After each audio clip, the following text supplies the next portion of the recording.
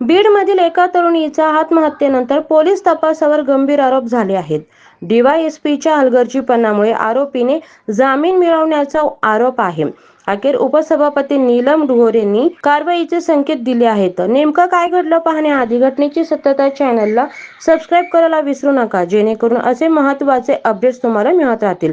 चला जाणून घेऊया. बीडमधील साक्षी कांबळे या 20 वर्षीय तरुणीने छेडछाडीला कंटाळून धाराशिवमध्ये मामाच्या घरी गळफास लावून आत्महत्या केली होती. या प्रकरणानंतर आई कोयना विटेकर यांनी उपमुख्यमंत्री एकनाथ शिंदे यांना पत्र लिहून न्याय मागितला आहे. या पार्श्वभूमीवर उपसभापती डॉक्टर नीलम गोऱ्हेंनी मंगळवारी बीडमध्ये येऊन कुटुंबियांची भेट घेतली. कोयना विटेकर यांनी दिलेल्या अर्जात गंभीर आरोप करण्यात आले.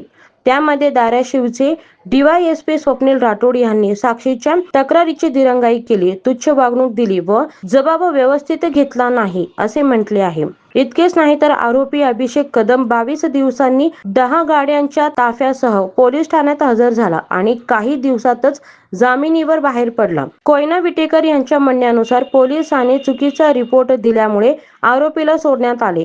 या सगळ्या आरोपींवर उपमुख्यमंत्री एकनाथ शिंदे यांनीही गंभीर दखल घेतली आहे. उपसभापती नीलम गोऱ्हे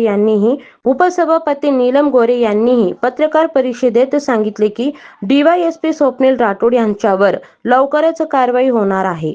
तसेच तपास सीआयडी मार्फत व्हावा, आरोपीचा जामिनावर पुन्हा आक्षेप घ्यावा आणि तपासासाठी IPS अधिकारी बसवराज तेली यांची नियुक्ती करावी, अशी मागणीही झाली आहे.